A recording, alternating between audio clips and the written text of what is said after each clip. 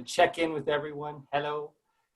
Over the next hour, I'm going to take you through some important information around, what is community development, just so we have a common understanding of what it is, to demystify anything you may have heard or uncertainties you may have.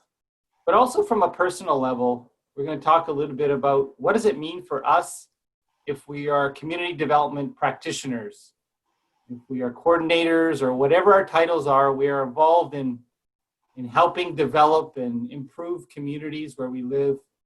And so we're going to bring it down to the personal level to look at some of those qualities and skills that we may need and some of the activities we can do in order just to be better at what we're doing.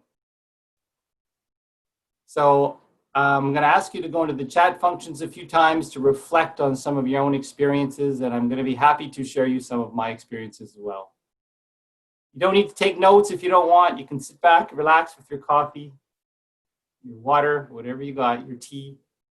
You can take notes, but certainly, as Jen mentioned, we'll provide you all with the PowerPoints after as well as the recording. All right, so let's get into this world of community development.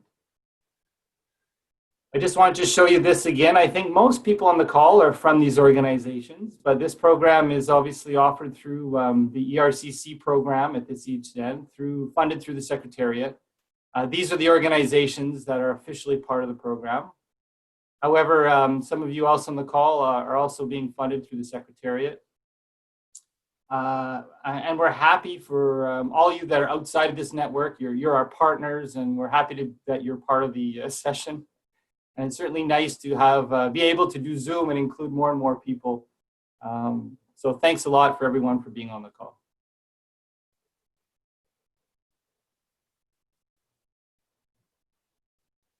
For those of you that have been on a number of the other series, certainly want to show you this again. We were involved with Concordia University to develop a leadership development program, which bridges the research to our lived experiences in building communities. So it builds the research and kind of our practical experiences and puts it all together in more of a formal way so that the CHSSN and we all can engage in some training and building our skills, obviously, building our knowledge. But the other two important things that this framework does when we're looking at building leadership competencies, it also helps us to reflect on our attitudes and our values. So how we project ourselves. Those two things are also extremely important when we're looking at building community leadership skills. And quite often, in order to do those, it's opportunities for us to reflect on our own practice, the way we interact with people, as well as any opportunities we can get to build both our emotional intelligence, social intelligence, those types of things. So it's a nice blend between the concrete skills we would need to help build communities, as well as the soft skills we need in order to do that as well. So if you want more information, there's the link. And we'll move on to the next slide. So we're going to start with the first slide there. And for those of you that have participated in the collaborative leadership training, you will remember these. As we talk about community development, there are 4 important principles from the research that we've learned that in order for us to be the best community developers we can in our communities, these principles have been put forward as extremely important. So I wanted just to remind us all, remind myself this morning of the importance of these. So as we move forward in the webinar, that we keep these things in mind. The first one is around mission impact before organizational growth. Community development practitioners, the ones that succeed well and do well in communities, typically are able to put their organization second and their community first. Meaning, the mission of your organization becomes important. So for example, to improve the lives of English-speaking people in our communities, we are focused on that. And we are less concerned a little bit around the reputation, the the funding and the growth of our organization. It's important, but the number one principle of a good community developer is putting community and the impact we have on the lives of people first. There are many organizations in our MPI network that have a lot lower funding, for example, but they have great impact. They have wonderful collaborations. There are other people in the community doing the work.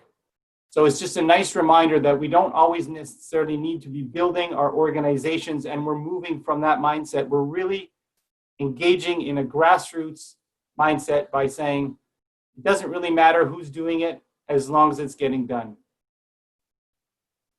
The second important principle is around community development practitioners are really strong around building relationship trust, and trust as the principal core concept of building communities with other people, other sectors, community members, people involved on our board of directors, volunteers, and that control mechanisms and the way we develop governance structures and policies and procedures and things, they are important. But the key concept of community development and the community development practitioner is really being best experience they can be in constantly building trust and relationship with individuals. The third one is building constellation, not stars.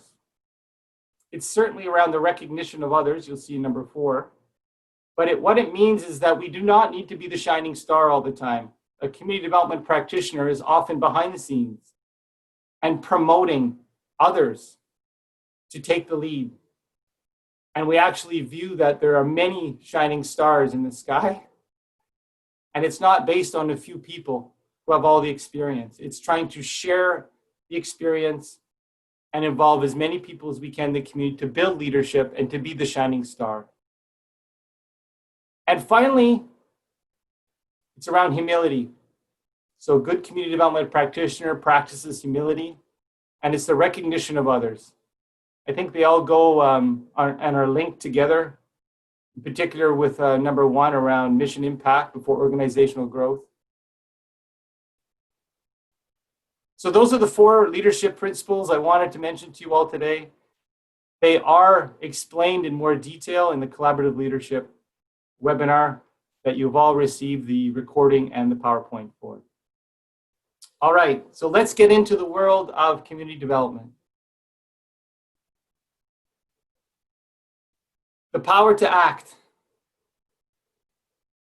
So community development in its essence stems from the belief that community itself has or is able to develop the solutions to issues and opportunities within the community.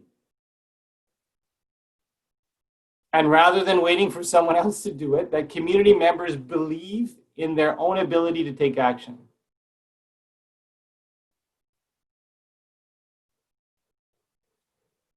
This in itself is an extremely important concept for me as in particular, my journey in community development over the years.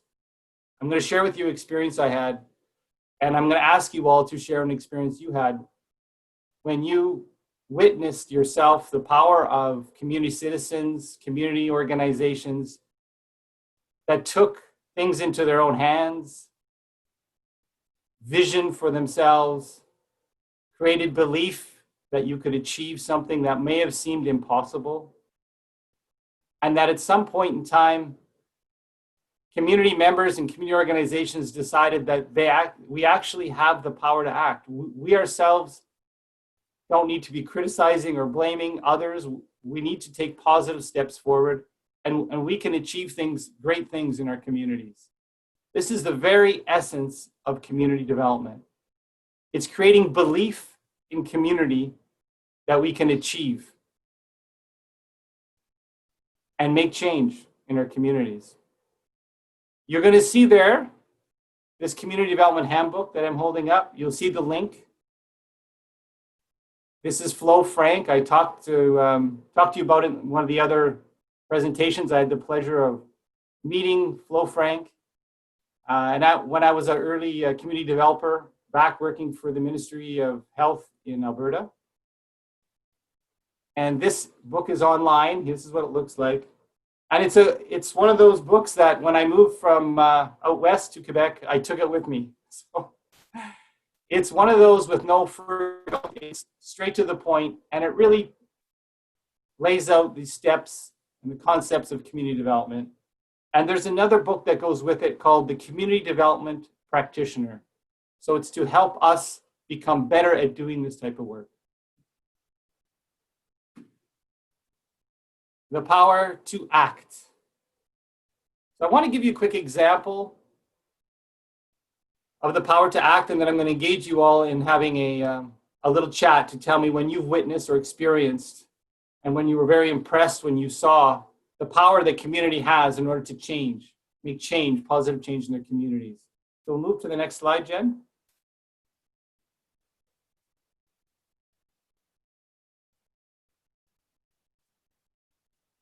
So I've been working in the area of community development for over 25 years now, and I will never ever leave this sector. And for me, it's really around the power of change, and when I've experienced what community can do, it's so engaging, it's so rewarding, and it really what grounds me to keep doing this work. And the experience I just want to quickly share with you is I was about 26 years old. I was a community development coordinator for Alberta Health and Wellness, working in the inner city of Calgary. And I was with another community development coordinator. And there was concerns in one of the inner city communities around the so-called labeling of crack houses and druggies, and you can name it. We've all heard those scenarios. So I was tasked to walk around the community and maybe if I get to know some of the residents, understand some of their concerns, and maybe reach out to some of these so-called, crackheads they were being referred to as. Well, obviously, you guys can imagine, you may have heard stories like this in the past, but my experience was obviously that these people they had names. They were people who, yes, some of them had drug dependencies and they had a lot of social issues. But they were human beings, they had names, and at the end of the day, they were people that really wanted to make a difference in their lives and in the community. And they felt threatened from the community members. So part of the power to act for me in this experience was, bringing people who were labeled in some ways as a minority, bringing them together with community residents. And the project we came up with was develop a community garden. It was their idea. They planted the seeds. And it wasn't long after that some of the people that were living in these houses that had drug problems, etc., they were planting vegetables in the garden. Community members were coming up and interested in what's going on. It didn't take long after that where you had them all working together, community residents and those that were labeled as druggies working together in the community. And you can imagine, obviously, how the story would go. I mean, I certainly didn't solve all the problems of the world. However, it certainly made a difference in that community, the way people saw each other. It created a sense of purpose and belonging in the community. And it really was an experience for me as an early community developer to see the power of community when they get together and we become, as practitioners, the bridge and maybe a catalyst for change. But the actual people who are creating the change are those citizens themselves. So I just want to move on to the last little example, and then I'm going to ask you to put in for a chat.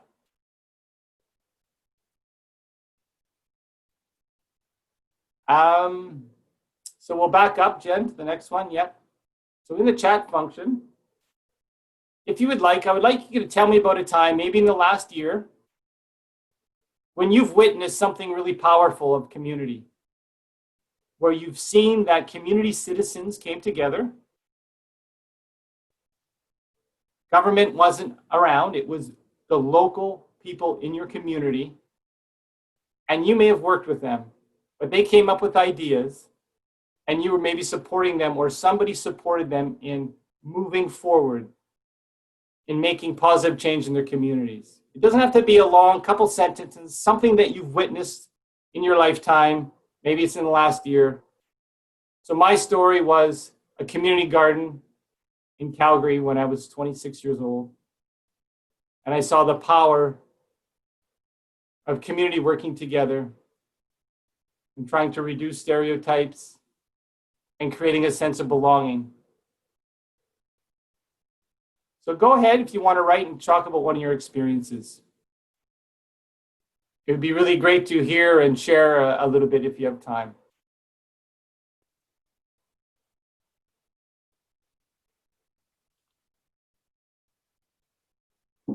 Thank you, Anne. The BLM movement, community. Montrealers petitioning the city to launch public consultations on systemic racism. They were successful. Montreal Kneels for Change 2020. Awesome. Violence prevention projects in schools. Thank you, Celine.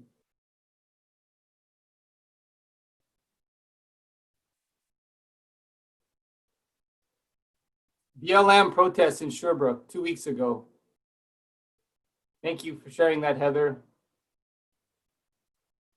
Dominique's giving a more recent one relating to the COVID-19 crisis. Citizens thanking healthcare workers during the confinement. Thanks, Max from NSCA. I want to just encourage you all that as we continue working in our jobs, for me anyways, as a community development practitioner, these are the reasons for me personally why I stay involved and why I want to continue doing this work. It's to believe, I believe in the power of community and the power of the community to make a difference. And it's so rewarding that I can be a part of that and I can be a support for community to do that. And it grounds me when I'm having some tough days, like we all do, and some tough challenges, to think back of these rewards. Because not everyone believes in the power of community to change, and sometimes they need a little bit of help, which leads me to the next slide.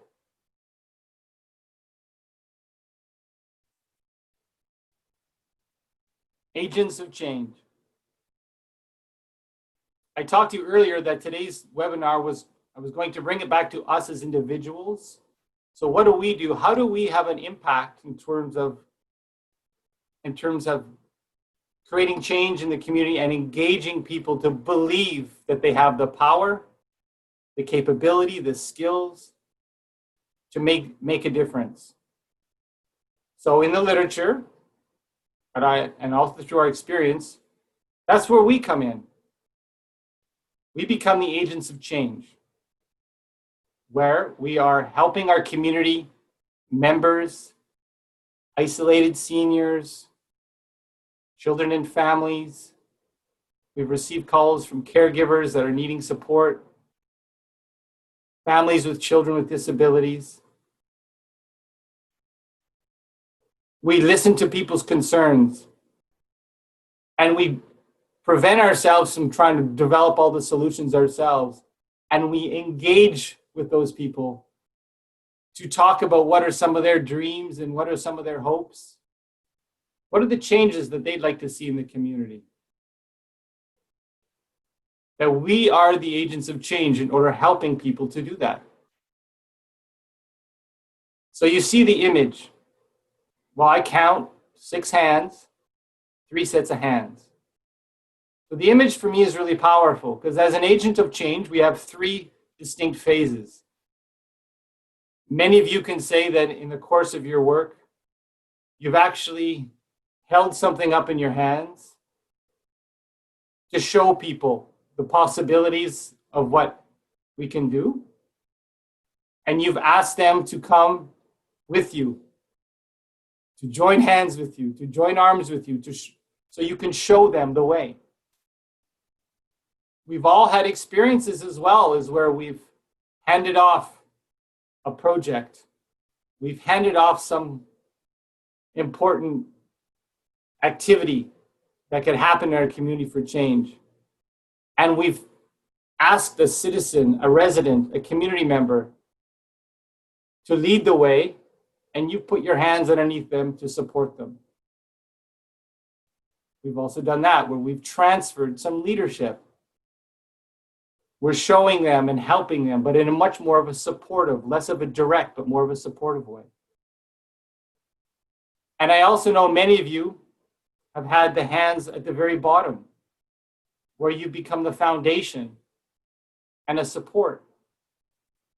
And you've supported community in taking the lead and taking the charge, and them knowing that you're always there for them. And they have the capacity and the means by which to make the change. And whenever they need support, you're there to pick them up and be that strong backbone and foundation for them. So agents of change is an important concept in community development, and it comes back to us as we help others achieve their dreams and hopes in the communities. Thank you all for responding. I see Celine had a nice, powerful quote there. Thank you very much. Please respond if you have comments on what you're seeing or hearing. So the very essence of community development is around our ability to increase participation and engagement of community in the development of their future. And it's often referred to agents of change.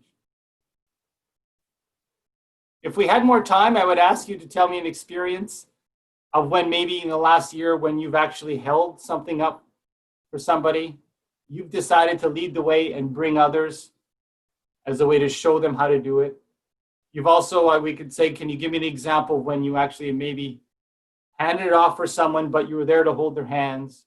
And you've also had some great examples I'm sure over the last few years where you're basically working as more of that distant foundation and backbone, and them knowing that you're always there to help. So we'll move on to the next slide.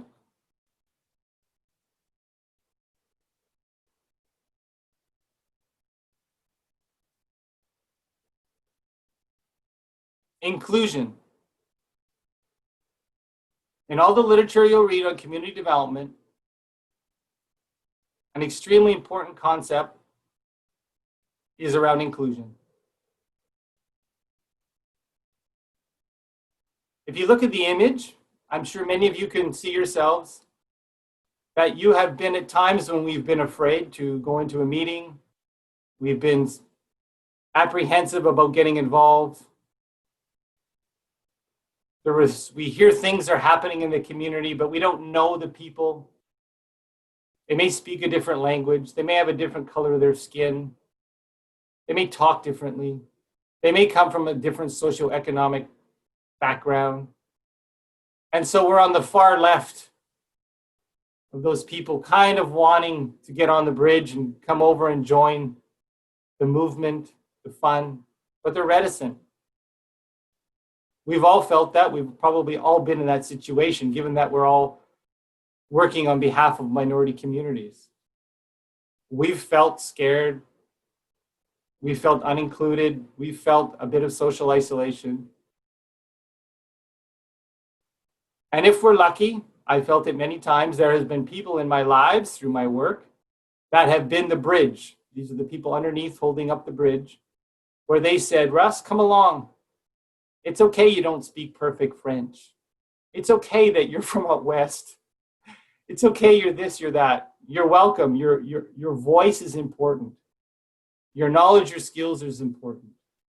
Come meet the rest of us. There has been some person that has helped bridge me to feel included in getting involved in my community. A good community development practitioner is that bridge. We're those people underneath, holding up, I guess it would be a rock, and we're reaching out and making people feel comfortable, making people feel included and inspired. This is the sheer essence of community development. Quite often, community development initiatives, for those that maybe lack experience around inclusion, move forward, only to realize a few years later that it's very similar people sitting around a table. There's only a few group of volunteers and staff people working on behalf of communities, and we've missed a major part of the community and the needs and the priorities and the gifts and talents that they bring. So when we think about going back after a webinar like this, we could reflect on what are we doing in our practice to ensure that inclusion and we're involving others. In the chat box right now, if you don't mind, just write in there something little you've done in the last while that you felt helped make someone else feel comfortable. Just tell us what you did.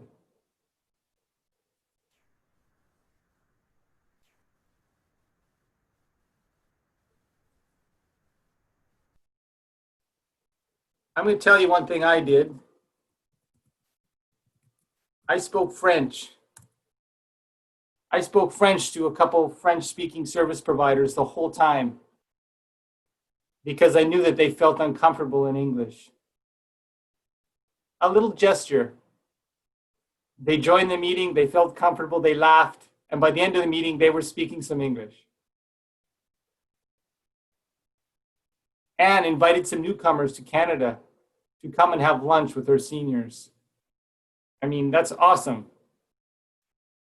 What a wonderful form of inclusion. They can be big things like that or really small, simple gestures that we do in our day to make people feel comfortable, included, and even inspired to want to work with us.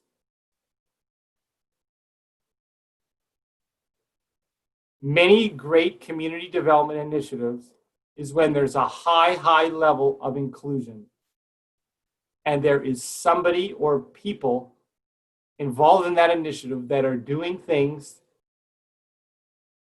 to help people feel comfortable. Writing a personalized email to a potential volunteer to make her feel comfortable. The human touch, Malcolm, awesome. I animated an anti-oppression workshop. Great. You guys can keep writing in the chat box. We're going to move on given time.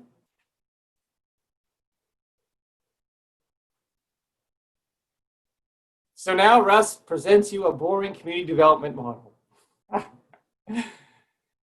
Well, I want to wrap this up in a nice development model because all of us are involved in working with action plans and work plans, and we need to have some kind of template and guides that help us in our work. So it's nice to put some of the, maybe the bit more of the abstract concepts and put them into a more concrete development model. So those three concepts we talked about around the power to act, us as agents of change, and inclusion are integrated into a community development model like this that we use for our ERCC program. You can see by the wording up top, everything is about local residents and organizations and the engagement. And us as community development agents of change, as practitioners, we're engaging community, residents, and other organizations at the community level to get involved. We're practicing a lot of inclusion, a lot of support. We're also bringing in, and we're the bridge. So we're bringing in government and community institutions to help community realize their dreams and hopes and ambitions. So you can see as we go forward in this model, the more of us there are working on behalf of our communities in our regions, the more we advance to the right-hand side of the model into more of an empowered leadership state in our communities. The more local residents and community organizations are organized with a common vision and values and goals, and the more that they're working in shared planning and development with government institutions, leads us to the far right and more of an empowered community.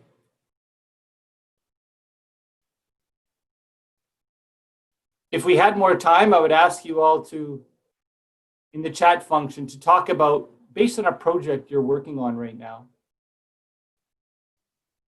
whereabouts do you see yourself in this development model? Would you see yourself at the start of something, more in a passive phase?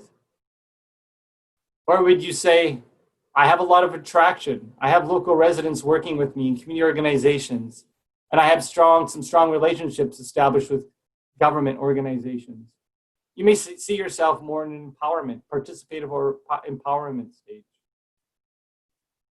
Feel free in the chat box as I move on to identify what stage you might be at in one of your initiatives. This model is also available on our website. And if anyone wants to talk a little bit more about that, I'll be happy to do so. All right, Jen. Are you guys doing okay? If you're doing okay, let's do a thumbs up. I see a bunch of thumbs up. Awesome, you guys, thanks. I see Andy there. I think I would land in between participative, or I forget what she said there, and empowerment. That's great. Thanks for sharing. Riza, leadership. Thanks, you guys, for sharing. I need to move on. There's a few more other things in community development that I want you to know today. I think you know this stuff anyway, so some of it is a review. So you see this book, you see it on the screen, you see I'm holding it up. Many of you have received this book. It really talks about putting people first. So community development is really around participation of citizens, engagement of people to be part of development in our communities. So this book, you'll see at the bottom there, is called Obsession du Citoyen. So when they translated it, we worked with them. So you'll see in this book, the CHSSN is identified in there. And we supported the translation of this because in the back of the book, there's a whole section on building healthy and strong communities. And there's a big emphasis on empowerment and capacity building. Community development outcomes, in addition to producing support, resources, services, help for people so that we have an impact at an individual level. Community development also asks us, at the same time we're doing that, build the skills, the capacity, and let's empower others in our community to take leadership at the same time. So it's through our actions, we're building leadership capacity in people all around us. That's actually one of the, I think, often missing misunderstandings with community development. Community development in its true essence asks us as practitioners, in addition to trying to make change at an individual level, improving services, supports, information, we're at the same time trying to engage citizens, helping them in the Powerto Act. And it's through empowerment and capacity building. So everything you're going to see in community development, if you did research, focuses on empowerment and capacity building. So let's just take a quick look at what are some of the things, what are some activities in empowering capacity building. You can also get this book online by ordering it there. And I do have a few copies in the CHSSN office still in English. And I think Shelley faking the coasters is as a box of 30 we were going to use for a conference that didn't get held because of COVID. So we'll move on to the next slide.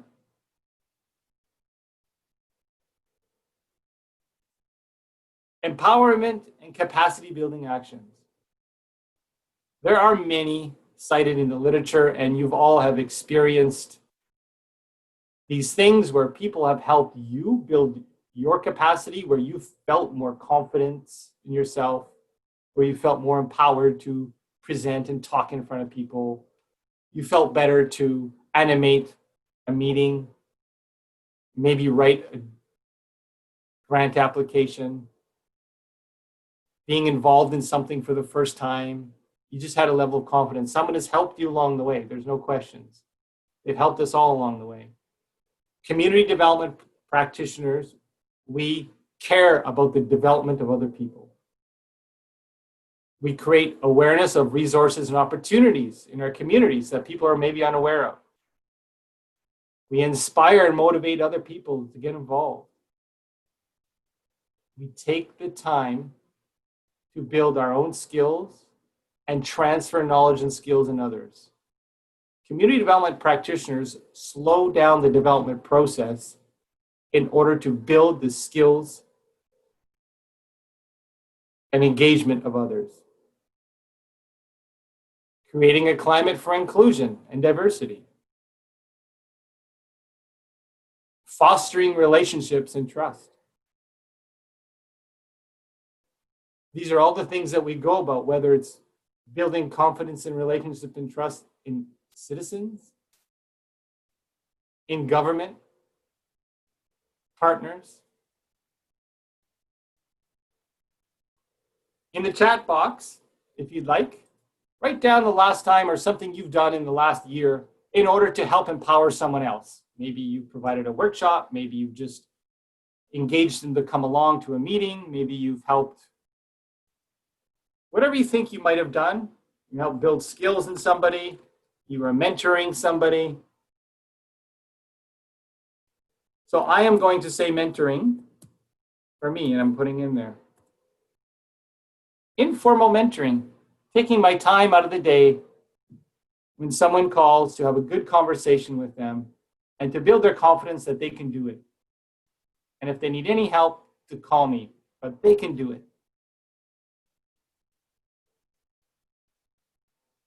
Connected them to resources to get them out of an abusive situation. Excellent. Catherine Demas. Oh, Catherine from CLCs is with us. Thanks, Catherine. Coaching. Absolutely. Be formal, informal. Supported seniors in developing projects. If seniors are involved in actually doing it and you're supporting them, what a wonderful way to build their skills and confidence. It's their program. Computer workshops, what a wonderful example. This is all about building confidence, skills, and capacity in others. Organizing high school students, Audrey from CASE, thanks, to mentor seniors on navigating technology. Photography workshops. Many of us integrate these concepts into our programs. So I know many of you are skilled in this area and stuff, and we've been doing this for a long time, so it's great to see that. You guys get all this. Keep doing that. The research tells us that these are the things that we should be doing in order to build strong, healthy, and vibrant communities. Jacqueline's Zoom to seniors. Chloe, thank you, Malcolm. So we're going to move on now. I'd like to keep going. You can keep adding responses. So just to wrap up this section, for many of you have may have not seen this book, but all of you in the MPI network about 4 or 5 years ago received this book here. And it's around community leadership and community development. You can order it online if you like. And just to wrap it all up, when we talk about capacity building and empowerment, we talked about trust and relationship development. The book and resource really frames it as building social capital, that we as community development practitioners, we take special attention to the development of human relationships. And that human relationships and building strong human relationships is at the essence of strong community development practice. This is hard for us because even in our own family units, it's not always easy to get along with everybody. There's conflict that exists. But if we're committed to community development, we're committed to constantly trying to work it out. We recognize the importance of human relationships and our interactions with others. And we learn around the skills on how to resolve conflicts between other people. Because communities, as we know, they move forward over strong interpersonal relationships between groups. It's fascinating when you read more around social capital. There are 3 different levels in social capital that the book talks about. We also have a resource on our website if anyone wants to look at it around social capital.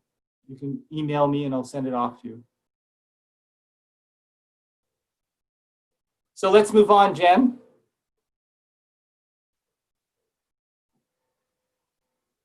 Of course, I can't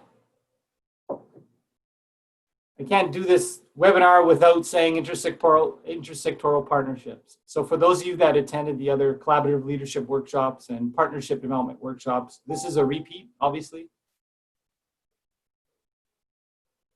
Community development practice and practitioners believe in the power of alignment with other organizations and individuals for greater impact. So us doing it alone, one sector alone, will have a certain level of impact. But in community development, it asks us for holistic solutions to address systemic grassroots problems. And we adopt an attitude and a belief system that it's worth all the pain and agony to collaborate with others that have different thinking, different values, different beliefs. It's long-term, it's worth it in our communities. We'll have greater impact over time, greater improvements. I put up, there's 6 up there. They're simple and easy ones, I think we all know. But they're a means for finding solutions to complex issues. You've all sat at tables and meetings where I think I have the answer, only to sit down with somebody from a completely different sector, and we're looking at why youth retention is an issue in our region. Things I never thought of. Changes the whole way that you're looking at things.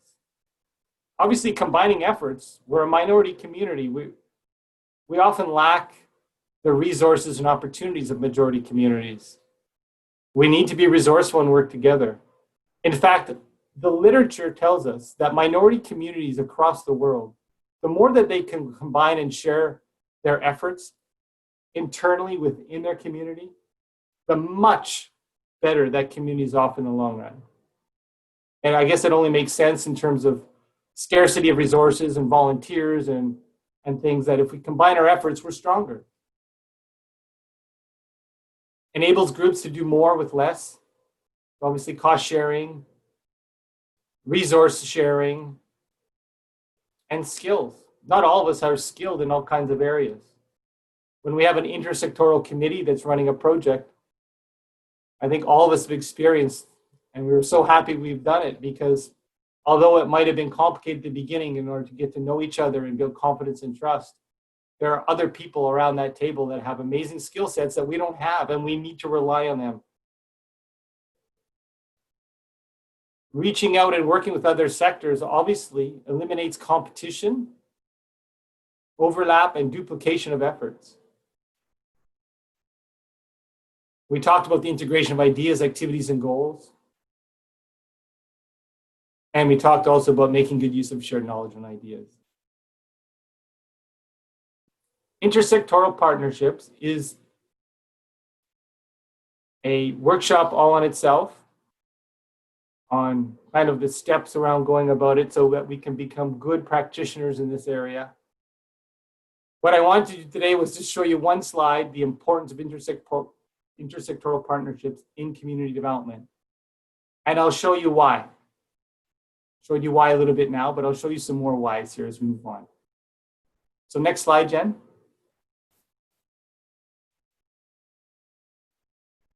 And on this last section, last but not least, Many of you have maybe seen John McKnight or heard of him. I've had the opportunity to spend time with John McKnight in Montreal.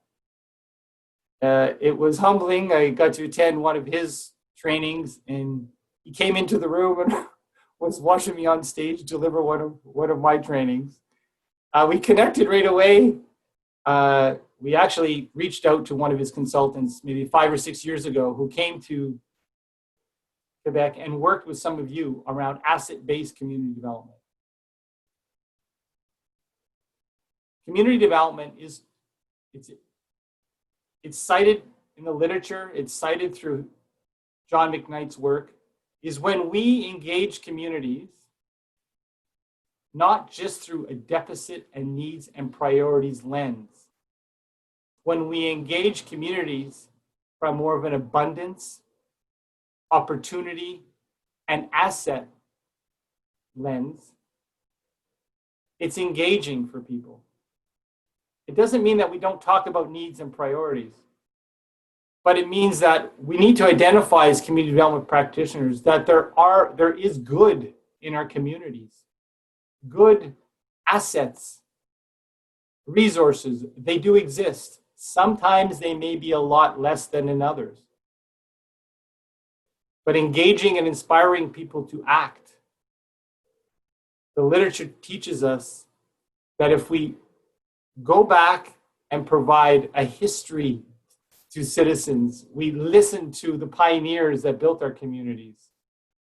We listen to the rich traditions and projects and development that has happened. And we frame our current and new reality and development in context of all the work that's been done. It engages people to want to move forward. So John McKnight, in this book, Building Communities from the Inside Out, has all kinds of resources that you can use as community developers in order to build inventories in your community around the assets. And that as we engage in projects and we're trying to resolve some of the issues that exist in our communities, at the same time, we're building and strengthening the assets that are in our community that we've identified.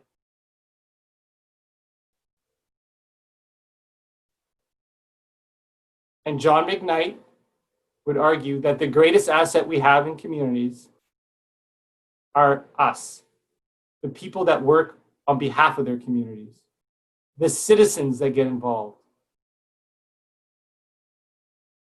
So the development of us as an asset sometimes is a weird concept for people.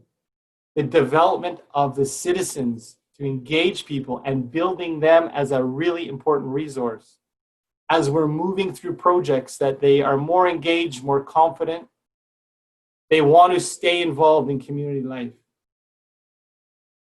He talks about all kinds of other assets, also institutions, education, schools. All these are assets that we have in our communities, and we have to strengthen. A perfect example he talks about is a library. If you have an English library, if you're lucky enough to have an English library in your region, and you're engaging in some kind of literacy project or education-based project, reaching out and involving the library simply could strengthen that asset that you have in the community. I would love to talk to you a lot more about asset-based community development. I gave you a link to his book. And if you ever want to learn any more or know a little bit of what we did in Quebec, her name was Lisa Haddon. She was up in the Lower North Shore, spending some time with the Coasters and a few other organizations, and had a great time. And John McKnight learned a little bit about our minority communities here in Quebec, and was very, I would say, empathetic towards our cause. And he shared with me, and we went for a long walk in Montreal and shared with me some of his insights. It was one of my highlights as a community development practitioner, for sure. All right, let's move on. We're almost getting to the end, you guys. We're going to go faster a little bit now. So community development is holistic, so it aims to address complex problems. So obviously we're committed to looking at the holistic systemic issues, the root causes why problems, inequities, concerns exist in our communities. It is so much easier just to go off and deliver a program community development says, let's deliver our outreach program to people in need that are vulnerable. But at the same time, let's engage with stakeholders and community members to ask ourselves, why does this problem exist in the first place? And how can we maybe not eliminate it, but reduce it so it's happening much less frequent in our communities? That's what a community development practitioner is focused on. Supporting and addressing vulnerable people to deal with their immediate crisis and needs, but at the same time, looking at more of a holistic and looking at the root causes of why things happen in our community. Quite often, we do the first one, but not the latter. It's long-term, it's messy, sometimes it's unknown, but that's where we come in. We'll help build strong community-based programs, but on the other hand, we're also committed to looking and trying to make our world a better place for our children and our grandchildren, etc. I'm speaking to the converted, I know, but I have to say it, this is community development. All right, let's move on.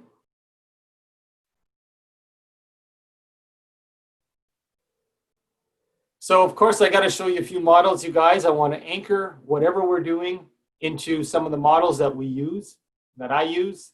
You may not see them all, but these are things that the CHSSN use, and I definitely use in all my practice when I'm working and supporting communities. So this is called the Population Health Promotion Model. It's what guides health practitioners. So in the world, internationally, this is the most accepted and credible model that public health departments use. Strengthening community action is how they frame community development.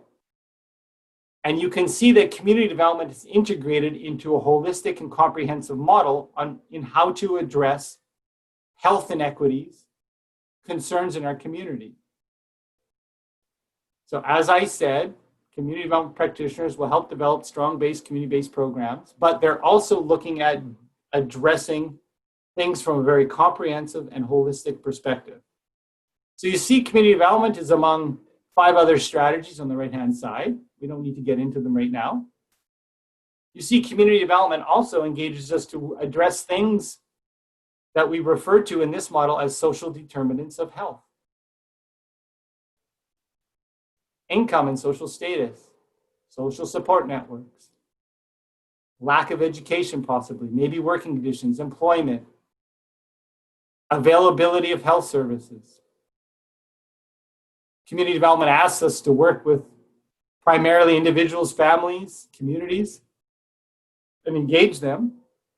And at the same time, we're going to bring in different sectors, systems, and governments to help community, family, and individuals realize their dreams and hopes and aspirations, address the needs, their assets. So if you want to learn a little bit more about this health model, it's applied into many of the practices that we do, and it's very intersectoral. So if you're maybe working in education, you certainly will be able to see yourself in this. Also, I would say economic development, arts and culture. You can see the link to that, and there's stuff all over the website on the population health model and how community development is an integrated and holistic activity within this broader model. So let's move on.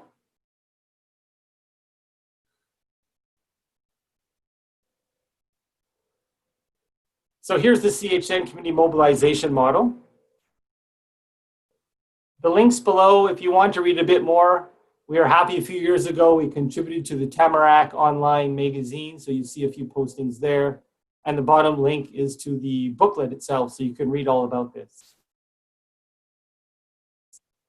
So this model itself has, obviously it's been really important to the CHSSN because it defines how we, our funding program with Health Canada. And there's been other governments. So for example, the Secretariat, we are implementing a program right now that adopts this model in other sectors other than health. It's very transferable and intersectoral, this model. Also with the Fondation Chagnon and early childhood, this was the model that was put forward that they liked in terms of mobilizing English communities. So why does governments and communities like this model? Well, it's just a model, whether you're into models or not. But look at some of the things in here. Up top, we have the thing called drivers of change. Well, we talked about that earlier in community development. We're agents of change or drivers of change. We talked about intersectoral networking and partnerships. So intersectoral partnerships is a key aspect of community development. We talked about the engagement and involvement of our target populations. So citizens and communities that are affected by the issues, that want to get involved and make a difference. We've learned that community development is holistic. So we're looking at social determinants of health, or however you want to frame them in your context. And we've also learned that community development is around a concentrated effort to build capacity and empowerment in others. And you will see the development principles are all designed for that. In particular, on the far right, you'll see leadership development. We also have a core set of values that guide our actions and beliefs, which is a core thing in community development as well in terms of building trust. I don't want to spend any longer on this, but this is how the CHSSN and our networks define community development from more of a macro. And you can see how there was a little bit of method to our madness in putting together a model, and it's really integrated based on the philosophy of community development within a minority community context. All right, thanks. Next, Jen. So how we operationalize this model. And for community development practitioners, we've identified over the past 15, 20 years, coming on close to 20, we're celebrating our 20th anniversary this year, that we have 4 key components that we as practitioners in our communities are working towards. First of all, networking. So in other words, a minority community, we as in the community, we need to network and get to know majority stakeholders. We need to network and get to know community residents and other English-speaking organizations in our community. We're building relationship and trust and all those wonderful things we talked about in community development in this phase. We frame it as networking. Representation. If we're so lucky in getting to know other people, we'll be invited to participate on decision-making tables, different ad hoc committees, regional tables, in order to represent the needs of the English-speaking community. We may actually have confidence from the residents and citizens in our community to represent them. This is often a missing step. Have we asked permission? Do we have confidence from our membership that they feel comfortable in us in representing them and their needs? We engage citizens and residents, and we do all kinds of things to understand the knowledge, the needs, the priorities, the assets in our community. So when we're working with partners, that we're speaking from an evidence base. We're doing all this in order to create programs, partnerships, opportunities.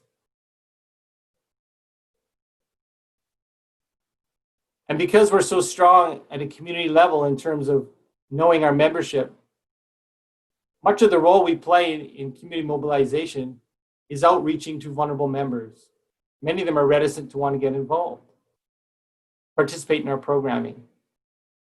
This is where we become agents of change and outreaching to them, making them feel comfortable. This is where inclusion becomes also important. Talk lots about this model again, but we're going to move on. We're getting near the end, everyone. It's 11 o'clock. The last quickly model I want to show you, it's through the Office of the Commission of Official Languages. So many of us work under the context of community vitality. So I wanted to talk to you quickly to show you the resources of where you can read around how is community development framed and described as it relates to community vitality. Community vitality has been framed as an approach within our minority community context under the official language minority funding that we all receive A lot of us receive here in the province, and the francophones outside of Quebec. And according to a lot of the documentation that they've cited in their resources, that community vitality is a state. So first of all, there's a number of signs to identify whether we have lots of vitality in our community or maybe quite low vitality. I'll show you some of those signs that define what state are we in terms of our own vitality as a minority community. I'll show you that in the next slide. But it also says that community vitality can be seen as a community development process. So by this definition, and by definition of many other researchers and community development practitioners that have written books, they will say the greatest sign of community development, the greatest sign of community vitality is the act of community working collectively together on its behalf. That the process of seeing that is an outcome. It's an important outcome. So they say communities are always going to be in need of trying to improve the state that they're in. And the communities that succeed are the ones that are able to mobilize, collaborate, and work together for change. So they say community development is a state, but it's also, community vitality is also a state, but also it's the process of community development. It's pretty empowering if you read some of the information around this. I'll show you the last little slide on this. You can see at the bottom, there's a link, so you'll see a community vitality framework. So I wrote some of my signs of community vitality. It is linked to the framework, mind you, but I've used some words that are more, I think, consistent to some of the concepts that we're learning today. So general signs of community vitality.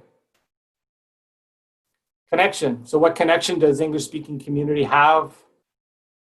And sense of belonging to that community. So there's many English-speaking community members in our regions. You guys all know the stats.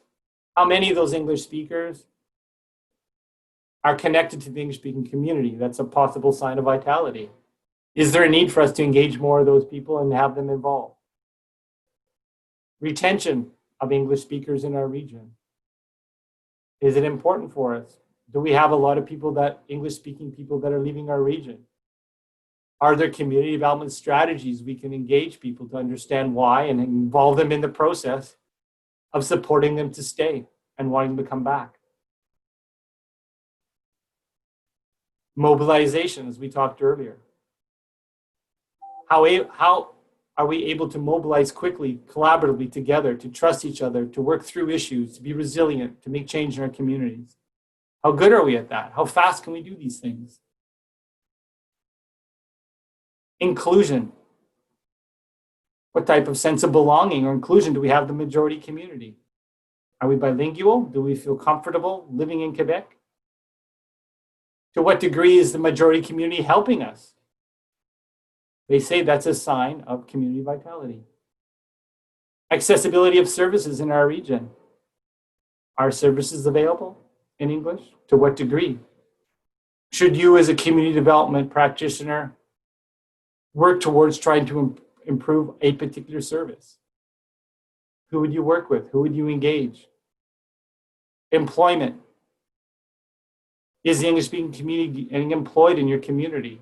Are they forced to leave your region to work elsewhere? Is that a question that a community developer can ask themselves to say, well, what could I do to engage community and government stakeholders to maybe change that, to create more opportunities for people to stay? What opportunity is there in my community to express my culture, heritage, my language? Are there opportunities to have fun and enjoy myself in my maternal language? I gave you 3 links to this stuff, and this is the book where you get a lot of the definitions. It's an older book anyway, but it's on the websites and stuff. It's really fascinating, and it does talk about a lot of the elements we're talking today around community development. I'll finish up in 5 minutes. Next slide. So finally, I want to finish off with, let's bring this home to a real practical level. So you're like, well, Russ, thanks for telling me all these things. And some of them I knew, and some of them maybe were interesting. I might have learned something, some kind of new concept. But at the end of the day, we all have to go back to our offices and do this. We have to do this, however exciting or non-exciting it is. We often consult community on their needs and priorities, right, and assets. Many of us do consultations, needs assessments. We talk on the street. We listen to people. We're a citizen ourselves, so we're engaged in conversation. But we're trying to understand what are the needs and priorities. And then we say, well, who do we need to work with in order to begin addressing them? And then once you work with those people, you kind of trying to identify maybe a common vision around it. What are some of your values, the way you want to work?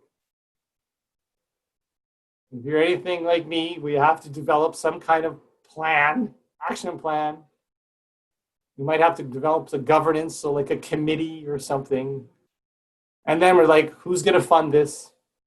Find some funding sources. If we're also lucky, we get to implement a plan and evaluate it.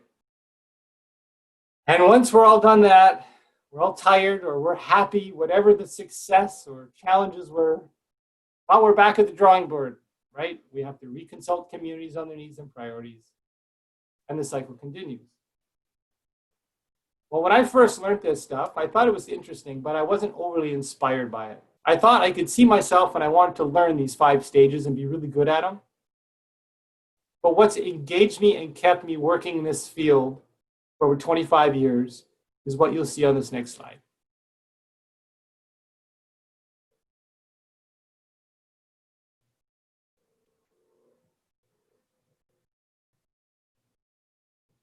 It's called Collective Planning Cycle Plus.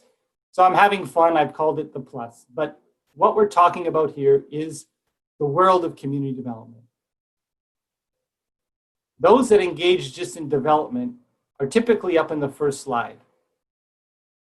Those that are truly committed to applying community development principles add the Powerto Act.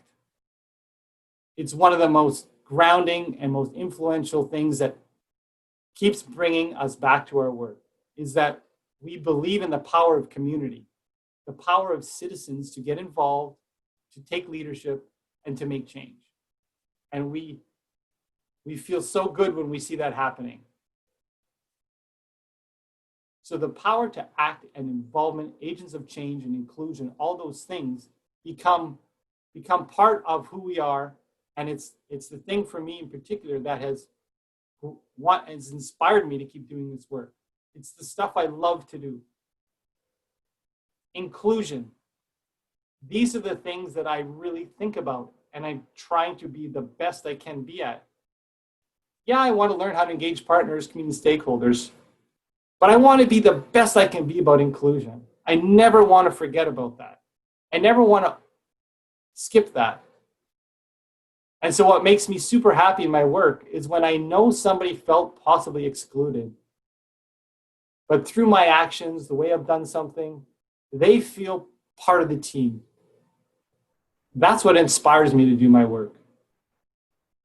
And when I talk to other people that do this work, it's very similar.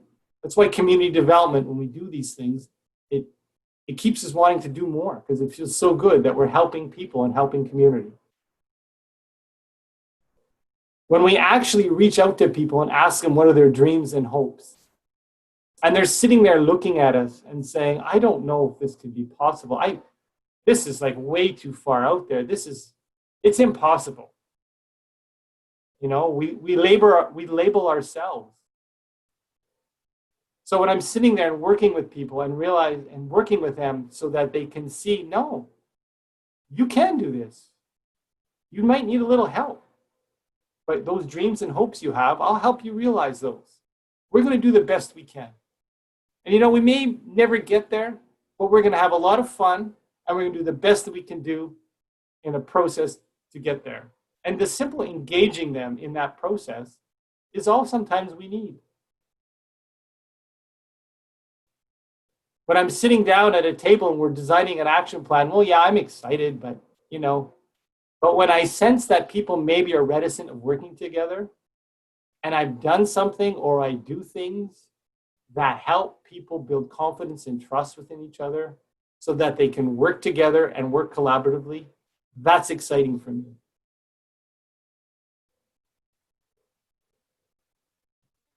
When I empower others, when I'm empowering others, and I feel like when I'm doing something, the spotlight is not always on me. That I'm transferring some other task, opportunity to somebody else that may have less experience. They may struggle. They may go in a different direction. They may do something differently. As long as we're getting to the end, the same goal at the end. I'm supporting others who never thought that they could be part of a board of directors, never thought that they could be part of a campaign, a spokesperson.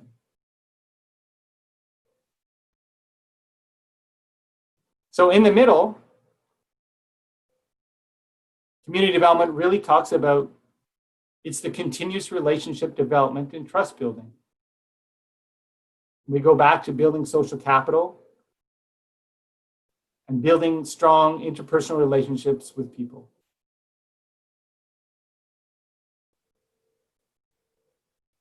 So I'll go on to the final slide.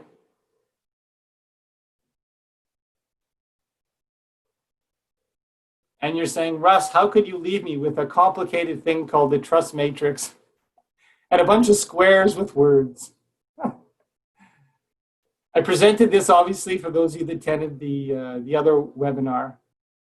And we talk about trust. Community development practitioners, their main concept is around trust. With communities, with governments, if we are agents of change, we are focusing on that top of the pyramid. So as we go home after the webinar, and we're inspired, hopefully, saying, I love this stuff. I want to do more of it. I want to try to adopt some of these principles. But you say to yourself, what's my next step? How do I go about doing it? How do I become better? Well, the research tells us, thank goodness. I mean, obviously, I didn't create this. This is stuff that was created by researchers in the area of community development and community change. And they talk about, for us as good community developers, we're going to focus on two things. We're going to focus on character building. This is the primary leadership development skill we can develop as leaders, is character. It's before competence. Do we have good intentions? How do we make sure we have building integrity? What type of value system do we need to constantly demonstrate over and over again caring first, care for people before engaging them in doing things? We may have to change a practice that we're doing around honesty. Not that we're dishonest, but there's things maybe we're not telling and being transparent. Sometimes we don't mean on purpose to be unfair, but if we look at some of our practices, maybe we are being unfair. Maybe we're working in closed circles sometimes. I'm terrible at that. I often go to the same people and want to engage them. I want to engage people that think just like me. It's going to be easier. But this teaches us that we need to be open, diverse, include, involve other people, be our authentic, true self. There's a whole definition if you go under, I don't have the book with me, but it's through James Barrett, and it's identified in the link in the other webinar. The final thing, obviously, is around the competence. So obviously, if we have good character skills and people like to work with us, we have all those human qualities that can help and engage people. We also have to back it up with some skills and competence. So they talk about some of those areas and they define them in the book what they are. So I just wanted to leave you with that, because sometimes we're often thinking about, okay, what do I do? What are some areas I can work on? Well, the trust matrix helps us look at some of those skills that we can look at very concretely. I think we're almost done, you guys. Final slide. There we are. So thank you very much. I would love you all, as we're signing off, in your chat, if you want to do something to sign off, something to say, maybe there's something in the webinar today that you enjoyed, a concept. It's nice for others to hear what type of information was integrating or resonated with you. You might just want to say thanks.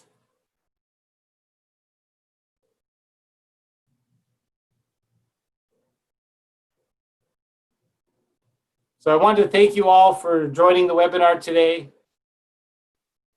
And this will be put up online. The link and the recordings will be sent to you all, along with the other ones. And best of success in the continuation of your journey to become the best community development practitioners we can all be.